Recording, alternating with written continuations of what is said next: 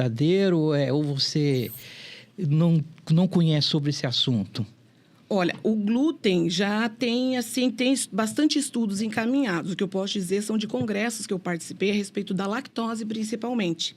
Porque o que acontece? O leite que a gente toma, tirando o leite materno, que é o leite para o bicho, né? Que o ser humano, né? Cada espécie com o teu, é tranquilo.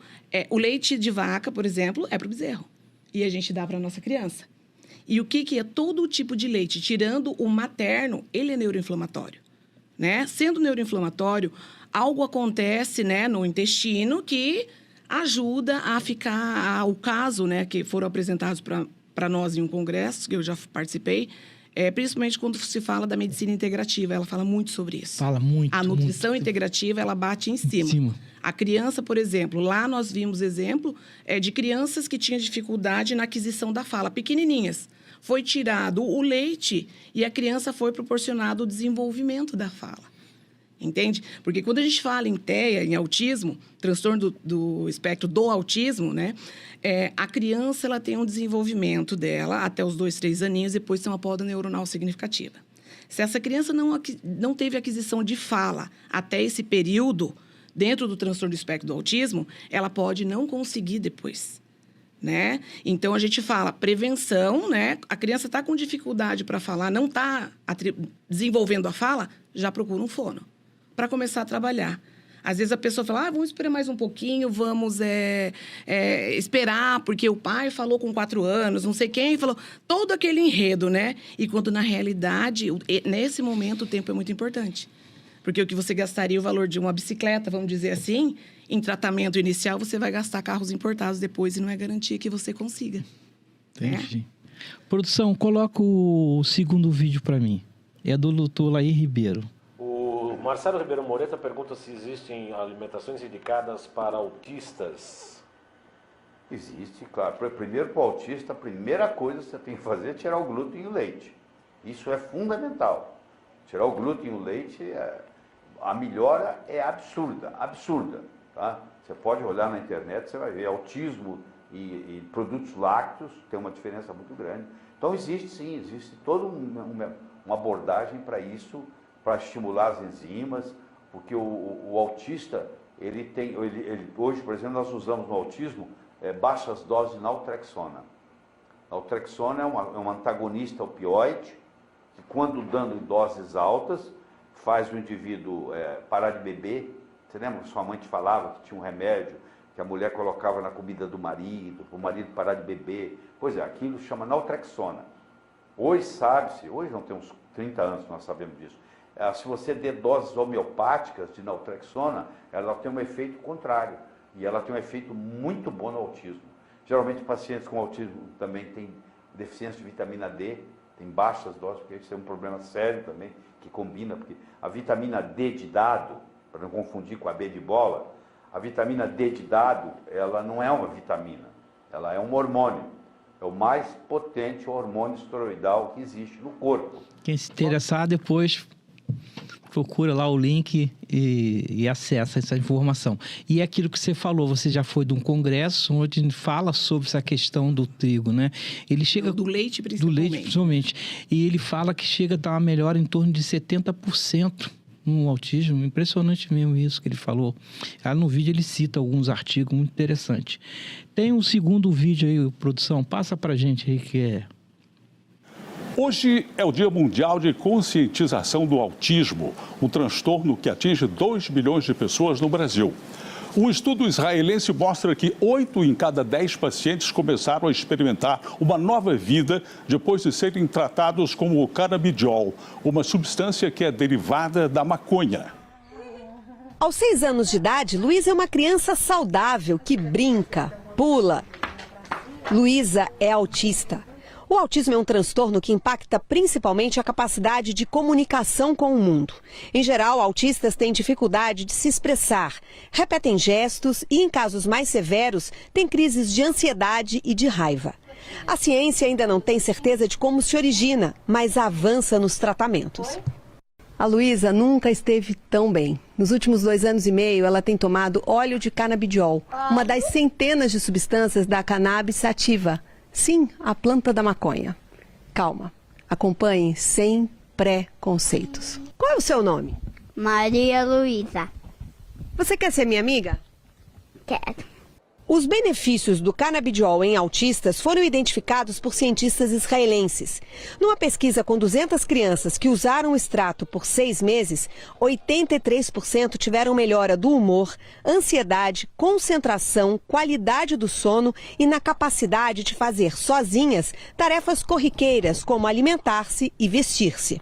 Ataques de agressividade e raiva, também tivemos assim, uma redução significativa nas crianças que apresentavam esses sintomas. Efeitos colaterais? Praticamente nenhum. E tendem a sumir com o ajuste correto da dose. A quantidade que nós usamos nas medicações, ela é insuficiente para produzir qualquer tipo de efeito alucinógeno ou que vicia. Meu filho vai ficar viciado com essa medicação?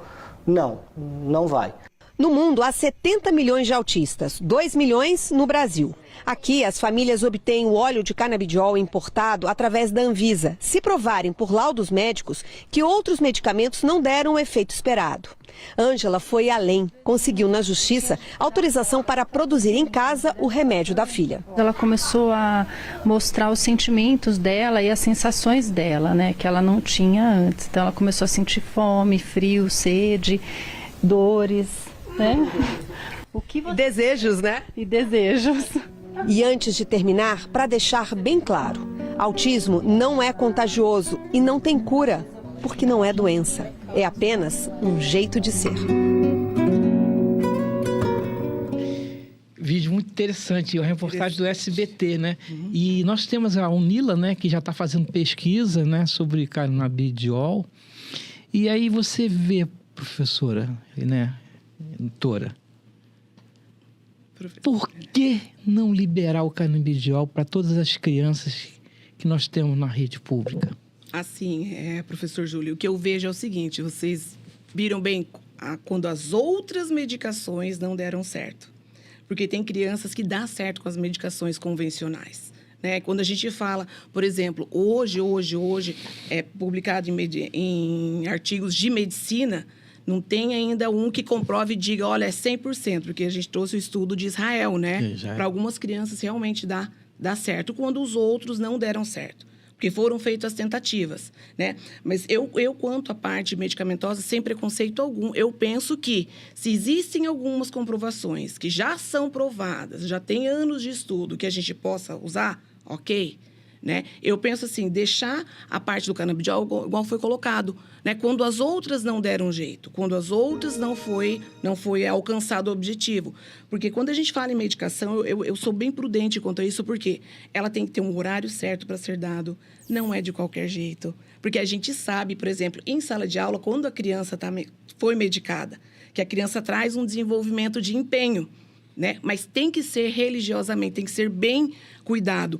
E eu acho muito bacana esses estudos acerca, porque eu penso assim, nós vivemos em tempos tão modernos, né? Século XXI.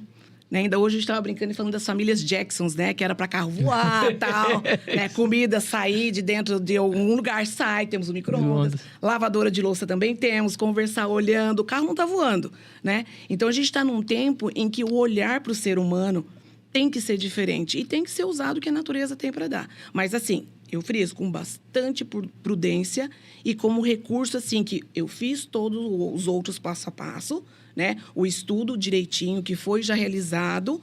Então, agora eu vou partir para isso. E sempre, assim, com acompanhamento. Né? Acompanhamento do seu médico, né? Um médico que entenda. E como é que faz para a professora dar aula com criança no mesmo ambiente escolar, na mesma sala de aula, com criança fazendo barulho, gritando, que o autista tem dificuldade? Como é que faz? Como é que a gente resolve essa situação? Será que não teria que ter um outro modelo de educação que separasse, tivesse uma escola exclusiva só para atender essas crianças? Porque aí você poderia ter a merenda sem a lactose, você poderia ter a merenda sem o glúten, né? Você poderia dar um olhar, um cuidado mais especial com o autista? Então, professor Júlio, quando a gente fala em separar, a gente já não está mais incluindo. Né? A inclusão é o estar junto, né? Mas só que tem que ser uma inclusão responsável. Ela tem que acontecer de forma responsável, né? Então, quando a gente fala uma sala com 40 crianças, com 5 diagnosticados e 5 não, para meio de conversa, 40 crianças com 5 laudados, né, com N situações, agora vamos conver, já é correto? Logicamente falando. Não é correto. Não é correto, né? E essa que é a minha dificuldade. Então, eu entendo que essa inclusão, ela não é uma inclusão, é uma exclusão, porque você coloca uma criança autista, eu sei, da dificuldade que tem o barulho, de tocar nela, ela não gosta de ser tocada, quer dizer, você conhece mais do que eu. E aí, como é que você faz? Sei lá, eu, sinceramente, é muito difícil. É desafiador. E aí eu penso, por exemplo, se eu fosse o pai, que eu como pai, tivesse uma criança autista, eu ia pensar 10 vezes. Exatamente. A maneira como a escola, como o Estado cuida dos nossos filhos. E eu acho que está na hora da gente trazer toda a comunidade científica, comunidade escolar e discutir como fazer com essa educação. Mudou, as coisas mudaram. É aquilo que você está falando. Você pega um telefone, você fala lá para os Estados Unidos. E observo, te vendo. É videoconferência. Exatamente. Quer dizer, mudou tudo. Então, e aí, como é que você faz? Como que a gente está tratando as nossas crianças com relação a isso? Eu acho que o autismo sofre muito. Sofre. E assim, a gente tem que pensar no seguinte, eu vou te dizer pelo que nós acompanhamos e vemos. Na rede pública ainda, essas crianças têm um suporte em sala de aula. Eles têm um profissional que acompanha. No privado, não. A gente tem muita criança que tem condições. Nós já ouvimos, né, pessoas falar para nós, na nossa família nunca ninguém passou pela escola pública. Mas hoje eu tenho que tirar o meu filho do privado porque não está sendo atendido. Aí eles vêm para o município, no município ele é atendido. Agora eu te pergunto, seu Júlio, tá certo isso? Né? Então quer dizer que só o público tem que atender, o privado, a família tem condições, tem poder aquisitivo.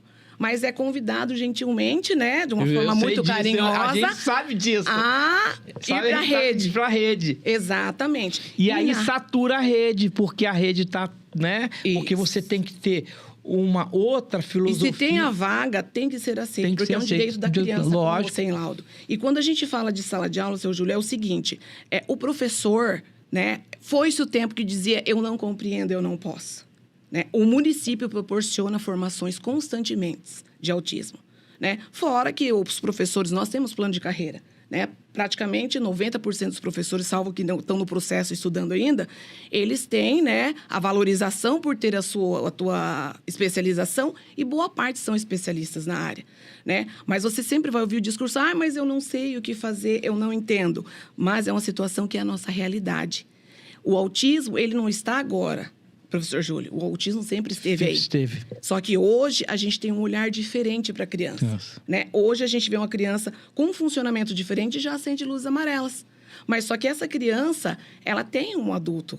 Né? E provavelmente, porque a gente está falando de autismo, a gente fala de hereditariedade ou genética. Genética. Ou seja, não é do...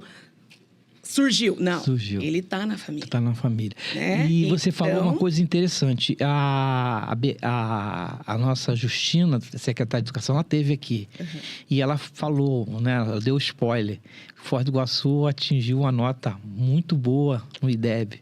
Quer dizer, ela só não pôde revelar qual foi, Isso. que nós estamos esperando. Eu falei, ela falou que ela vai voltar aqui para falar sobre isso. Quer dizer, nós temos professores muito dedicados, isso aí eu não tenho dúvida. Dedicado até demais, entendeu? Mas eu acho que nós temos que repensar a educação um outro modelo, eu não sei. Isso é uma coisa que... E assim, em todas as esferas, não só pública como privada. A privada principalmente. Principalmente, porque aquilo que você falou, eu sei mesmo, se a criança for autista, não estuda uma escola privada. E aí eu acho engraçado que o pessoal fica defendendo a privatização, né? Mas aí, o Estado tem que estar presente aonde? Né? Quando é no bolso. Né? Por exemplo, quando o remédio é caro demais, né? Aí ele judicializa o Estado para que o Estado pague o remédio dele. Mas esse indivíduo defende né?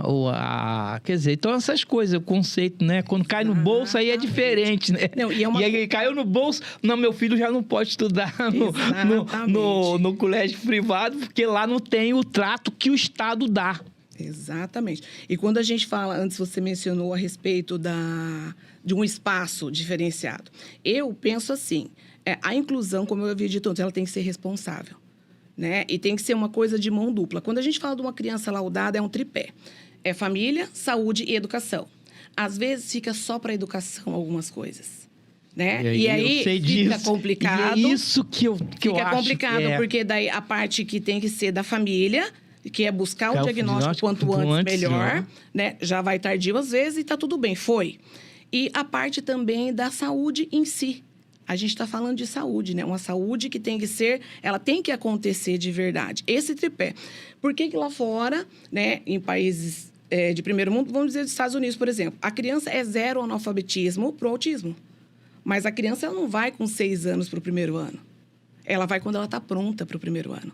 Por isso que é 0. Se uma criança está pronta, não tem como dar errado o processo de alfabetização. Ah, entendi. Aqui a gente faz diferente. Faz diferente. A gente coloca todo mundo. E sem antes ter um preparo. Exatamente. Então, deveria ter antes um setor que preparasse essa criança para quando ela tivesse condições de ser alfabetizada, ser inserida na rede. Mas aí entraria bastante políticas públicas. Né? Políticas públicas e bastante preciso, porque quando a gente fala de crianças no nosso país, tem idade para estar na escola. Ela tem uma idade. E se a gente pensar dessa maneira, sem rever a parte de políticas públicas. De Constituição, construção, né? O termo correto, da lei que ampare isso, a gente vai estar fazendo errado. E vai estar partindo para uma segregação. Né? E o que não é para acontecer. Não é para acontecer. A ideia não é essa. Por isso que eu sempre friso. A inclusão, ela tem que ser responsável. Né? Tem que estar junto, mas a criança tem que estar bem. Ela precisa estar bem. Né? Que se isso não acontecer, o processo, ele... Às vezes ele não fica contente. Ele não fica contente. Entende? E uma coisa que a gente sempre fala e explica para a família, às vezes, que... porque eu não estou gostando do jeito que está falando, mas está fazendo a sua parte. Para o professor é 1 ano a criança que está na turma dela. Para a família é a vida toda. A vida toda. Né? 5 anos é na parte do Fundamental 1, né? Que é o município. Fundamental 2 é do 6º ao 9º ano. Mas e a vida? E a vida? É o seu filho. Seu filho. Não é verdade? Esse não tem. São as nossas crianças, né? As nossas crianças. São e são os adultos que vão estar andando na rua quando nós estivermos velhinhos. Produção, passa aí a reportagem da CNN. Isso é uma reportagem muito interessante. Eu assisti, foi esses dias. Muito interessante sobre o autismo. Não está dando para ver o título. Aí.